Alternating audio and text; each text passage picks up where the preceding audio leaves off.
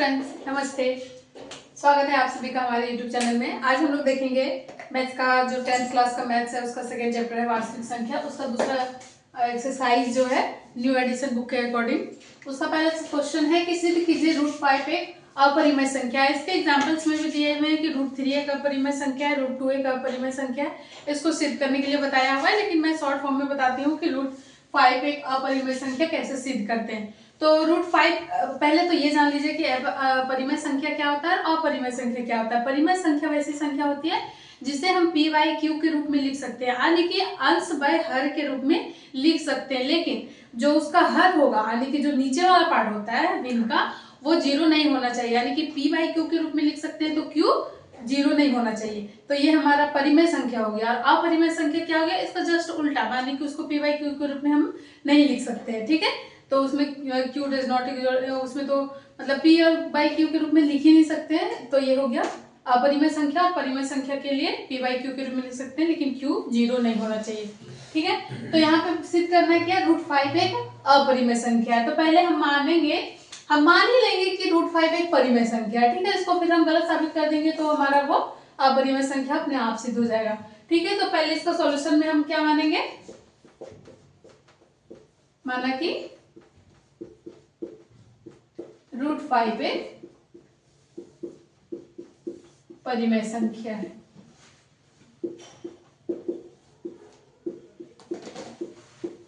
ठीक है, अब √5 एक परिमेय संख्या है, ये हमने मान लिया। तो परिमेय संख्या का परिभाषा क्या होगा कि परिमेय संख्या वैसी संख्या होती है जिसे हम p/q के रूप में लिख सकते हैं। q does not equal to 0, यानी कि q है वो 0 नहीं हो सकता। तो यहाँ पर हम अगर √5 को परिमेय संख्या मान लिए हैं तो √5 बराबर हम p/q लिख सकते हैं।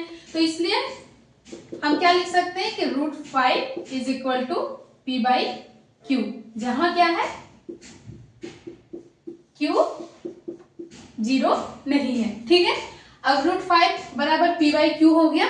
तो इसमें एक p/q ये लिखा हुआ है तो भिन्न है, भिन्न मान लेते हैं। किसी भी भिन्न को अगर हम मानेंगे तो भिन्न का एक उभयनिष्ठ जो गुणनखंड होता है, उभयनिष्ठ गुणनखंड क्या होता है, कॉमन फैक्टर। जैसे कि अगर इस तरह से 2/4 है, या फिर 6/3 है, या फिर 800/10 है, इस प्रकार से ये होता है। तो इस नंबर को हम उभयनिष्ठ गुणनखंड इसका निकाल सकते हैं। इसमें क्या निकलेगा 2, तो इसका उभयनिष्ठ अगर इसको हम काटेंगे तो ये 1/2, यानी कि सबसे 1/2 होगा, 1/4 नहीं।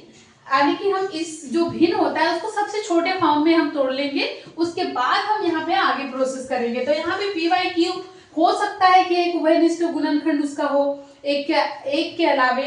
तो यहाँ पर हम क्या करते हैं कि इसको ये p/q को हम a/b के में चेंज कर देते हैं। कैसे, अगर हम p/q is equal to a/b, जहां a और b का एक के अलावे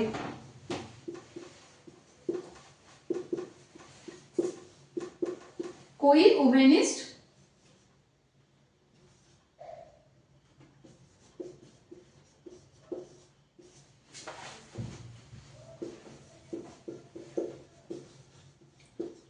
गुणनखंड नहीं है।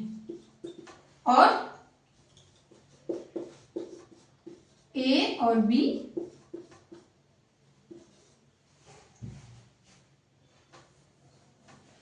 क्या हो गया, p/q बराबर हम a/b इसलिए लिखे जहां पे अगर हम तोड़ने के बाद उसको हम तोड़ देते हैं, जो इसका मान लीजिए कि यहाँ पे कोई भी उभयनिष्ठ गुणनखंड उसका मिल सकता है, तो इसको हम तोड़ दिए, मान लिए अपने तरीके से कि a/b जो हो गया, हम इसमें कोई भी उभयनिष्ठ गुणनखंड को निकाल करके a/b मान लेते हैं, जहां a और b का एक के अलावा कोई और उभयनिष्ठ गुणनखंड नहीं होता है। ठीक है, और a और b जो है, a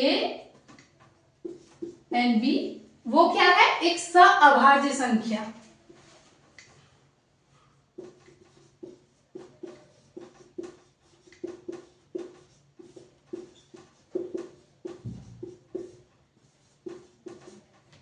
सहअभाज्य संख्या क्या होता है, सहअभाज्य संख्या वैसी संख्या होती है अगर दो संख्या को है वो मतलब जरूरी नहीं है कि वो दोनों ही अभाज्य हो, वो भाज्य भी हो सकता है, अभाज्य भी हो सकता है, लेकिन उन दोनों में कोई उभयनिष्ठ ना मिले। जैसे एग्जाम्पल के तौर पे हम क्या ले सकते हैं, 2 और 3, क्या इन दोनों में कोई हमारा कॉमन फैक्टर मिल रहा है, यानी कि उभयनिष्ठ गुणनखंड मिल रहा है? नहीं। तो ये हमारा दोनों जो हो जाएगा वो हो जाएगा कोई को प्राइम संख्या, सॉरी हिंदी में अभाज्य संख्या, यानी को प्राइम नंबर। ठीक है, ये हो गया, इतना हम मान लिए। तो यहाँ पे हम इसको चेंज कर देते हैं, √5 = a/b। ठीक है, हो गया यहाँ तक, यहाँ तक समझ में आ गई। यहाँ पे कोई क्या किए है कि मान लेते हैं कि √5 एक परिमेय संख्या है, परिमेय संख्या क्यों हम p/q के रूप में लिख सकते हैं, जहाँ q 0 के बराबर नहीं है। अब यहाँ से हम p/q को a/b में कन्वर्ट कर देते हैं, जहां पर a और b जो है, a और b का a के अलावा कोई और गुणनखंड नहीं है, और a और b जो है वो सअभाज्य संख्या है। ठीक है, यहाँ तक समझ आ गई। इसके आगे देखते हैं,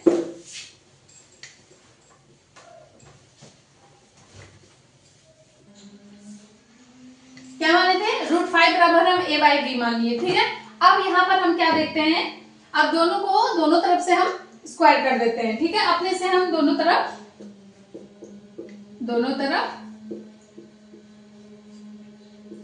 वर्ग करने पर, दोनों तरफ वर्ग करने पर क्या होगा, यहाँ पे √5 का स्क्वायर हो जाएगा और यहाँ पे a²/b² हो जाएगा। ठीक है, अब यहाँ पे √5 को स्क्वायर करेंगे तो 5 हो जाएगा और a²/b हो जाएगा। ठीक, सॉरी b² हो जाएगा। अब यहाँ से हम एक b को इधर ले जाते हैं, यानी कि 5b = a²/b। ठीक है, अब यहाँ पर देखिए कि a² और a²/b इसका तो उभयनिष्ठ गुणनखंड नहीं था, पहले भी नहीं था, तो जाहिर सी बात है अभी भी नहीं होगा। तो यहाँ देखेंगे चूंकि a² और b का एक के अलावा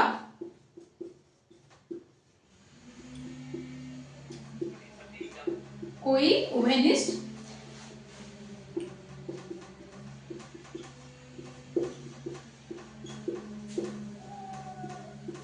गुणनखंड नहीं है। ठीक है, और 5b, b कोई एक पूर्णांक है, तो 5b एक पूर्णांक है, तो 5b को भी हम पूर्णांक मान सकते हैं, तो 5b एक पूर्णांक। लेकिन क्या कोई पूर्णांक संख्या को हम इस तरीके से भिन्न में लिख सकते हैं? क्या कोई पूर्णांक संख्या को हम भिन्न में लिख सकते हैं? यहां पे देखिए कि 5b यानी कि भिन्न बराबर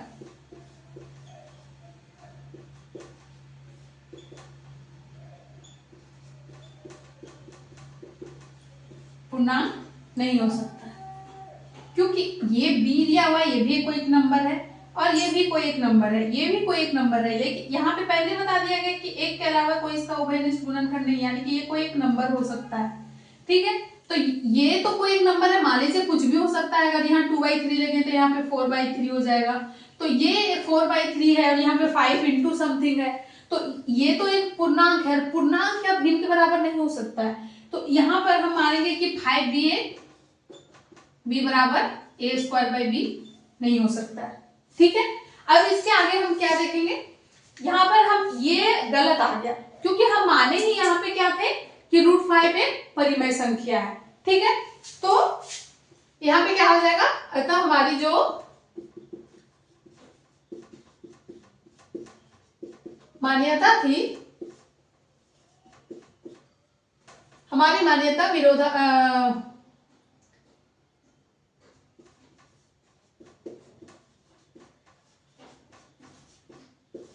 हमारी जो मान्यता थी वो विरोधाभास है। ठीक है, एक विरोधाभास लिख देते हैं। हमने जो माना था वो विरोधाभास कहने का मतलब होता है कि वो गलत है, जो हमने माना वो गलत है, तो इसलिए क्या हो जाएगा, √5 एक अपरिमेय संख्या हो जाएगा।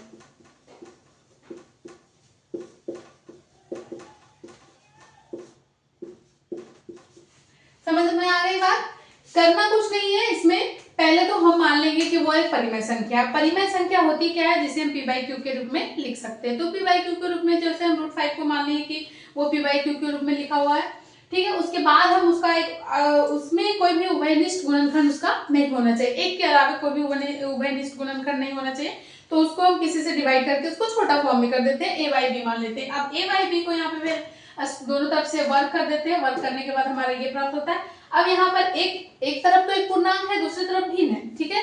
तो कोई भी पूर्णांक है वो भिन्न के बराबर नहीं हो सकता है, ठीक है।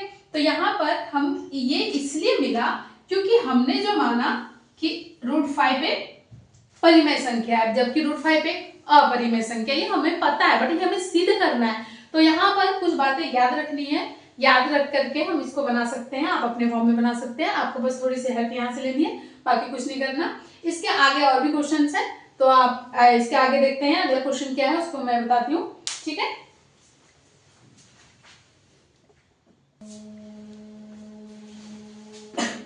आइए दूसरा क्वेश्चन देखते हैं। दूसरा क्वेश्चन क्या कह रहा है, सिद्ध कीजिए कि 3 + √5 एक अपरिमेय संख्या। इसके पहले मैंने क्या सिद्ध किया कि √5 एक अपरिमेय संख्या। यहाँ पे क्या कह रहा है कि 3 + √5 भी एक अपरिमेय संख्या होगा। इसको सिद्ध करना है। इसको सिद्ध करने के लिए क्या करेंगे, उसी प्रकार से फिर से हम इसको मान लेंगे। इसमें क्या मानेंगे, माना कि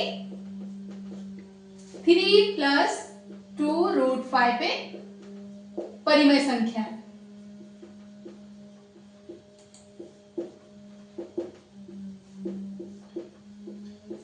ठीक है। जैसे पिछले में माने थे कि √5 एक परिमेय संख्या है, उसी प्रकार से यहाँ भी मानेंगे कि 3 + √5 एक परिमेय संख्या है। अब परिमेय संख्या को कैसे व्यक्त करते हैं ये तो आपको पता है। परिमेय संख्या को हम पी बाई क्यू के रूप में लिख सकते हैं, यानी कि जो पी बाई क्यू के रूप में हम इसको लिख सकते हैं। तो यहाँ पे क्या हो जाएगा, 3 + 2√5 को हम पी बाई क्यू के रूप में लिख सकते हैं, इसके बराबर मान लेते हैं, ठीक है। जहां पर क्या होगा, क्यू जो हमारा होगा वो 0 नहीं हो सकता है, ठीक है। यहाँ पे क्या हो गया, 3 + √5 = p बाई क्यू। अब क्या करेंगे, अब 3 + 2√5 = p बाई क्यू। यहाँ पे q 0 नहीं हो सकता है क्योंकि एक परिमेय संख्या मान ली है, तो परिमेय संख्या के बराबर ये हम मान सकते हैं क्योंकि परिमेय संख्या को p बाई क्यू के रूप में लिखते हैं, ठीक है। अब क्या करेंगे, p बाई क्यू को अब p बाई क्यू को एक उभयनिष्ठ गुणनखंड से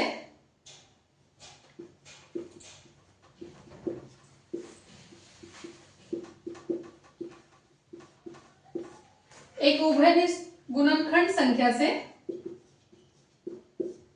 भाग देने पर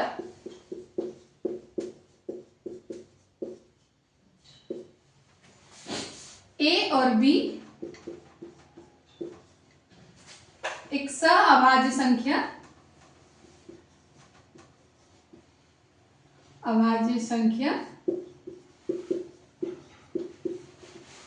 प्राप्त कर सकते हैं। क्या है, p बाई क्यू जो है वो एक परिमेय संख्या मानते हैं, ठीक है। लेकिन हो सकता है इसका एक उभयनिष्ठ गुणनखंड हो, लेकिन हमें क्या करना होता है, सबसे छोटे फॉर्म में तोड़ना होता है उस नंबर को, ताकि वो एक सअभाज्य संख्या बन जाए। लेकिन सबसे छोटे से छोटे फॉर्म में तोड़ने के लिए उसको हम किसी उभयनिष्ठ संख्या से भाग देते हैं, ठीक है। इसको भाग देने पर मान लेते हैं हमको a और b प्राप्त हुआ। अब यहाँ पे क्या करेंगे, ये और b प्राप्त हुआ, तो यहाँ पे p बाई क्यू को हम भाग दे दिए। अतः मेरा क्या हो जाएगा, यहाँ जो 3 + √5 है, सॉरी 2√5 है, ये a बाई b के बराबर हो जाएगा। अब क्या करेंगे, यहाँ से हम 2√5 इधर रख देते हैं और a बाई b, और यहाँ से 3 प्लस में है, इधर जाके माइनस में हो जाएगा। इसको हम तोड़ लेंगे, कैसे हो जाएगा, a - 3b बाई b, ठीक है। अब √2 को भी इधर ले जाएंगे, तो √5 = a - 3b बाई 2b हो गया। अब यहाँ पे क्या देखना है, सबसे इंपॉर्टेंट चीज यहाँ पर है। यहाँ पे क्या है कि a और b मेरा कोई एक संख्या है, ठीक है, एक पूर्णांक है, और 3 और 2 भी कोई एक संख्या है, वो भी एक पूर्णांक है। तो यहाँ क्या करना है कि अतः क्या हो गया, यहाँ सॉरी, चूंकि a और b एक पूर्णांक है, पूर्णांक संख्या है।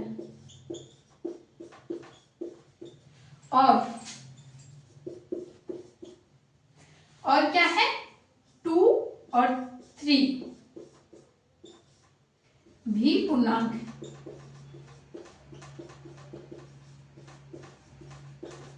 अब जब a और b दोनों पूर्णांक है, 2 और 3 भी पूर्णांक है, तो इसको हम क्या एक परिमेय संख्या बता सकते हैं। परिमेय संख्या में जो क्या होता है, p बाई क्यू होता है, तो p भी मेरा एक पूर्णांक होता है और q भी मेरा एक पूर्णांक होता है। p भी पूर्णांक होता है, q भी पूर्णांक होता है। तो यहाँ पर देखिए कि a माइनस 3 भी है, 2 भी है, कुछ भी हम पूर्णांक में पूर्णांक से गुना करेंगे तो भी पूर्णांक ही मिलेगा, और पूर्णांक में पूर्णांक से घटाव करेंगे तो भी पूर्णांक ही मिलेगा। तो यहाँ पे पूर्णांक बाय पूर्णांक हो गया कोई भी, तो ये तो हमारा टोटल जो हो गया, ये वो मेरा परिमेय संख्या हो गया। यानी कि इसलिए हम कह सकते हैं कि a minus 3b by 2b एक परिमेय संख्या है, एक परिमेय संख्या है। लेकिन आगे क्या है देखिए, लेकिन इसके जस्ट पहले वाले क्वेश्चन में हम क्या सीख किए कि √5 जो इसके विपरीत वाला है, इसके विपरीत √5 एक अपरिमेय संख्या है।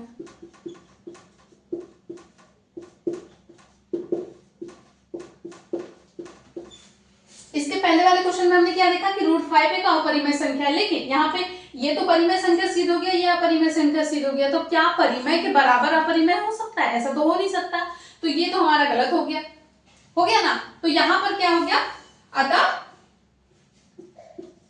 हमारी जो मान्यता थी वो एक विरोधाभास है, विरोधाभास,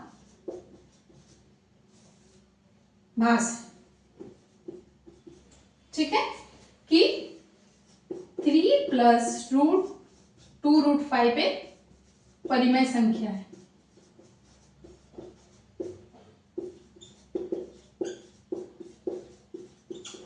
इसलिए 3 प्लस √2√5 एक परिमेय संख्या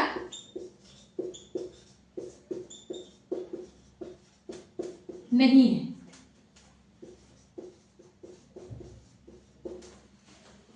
3 प्लस √5 एक परिमेय संख्या नहीं है, तो क्या हो गया, 3 प्लस √5 एक अपरिमेय संख्या हो गया। इसलिए 3 प्लस 2√5 एक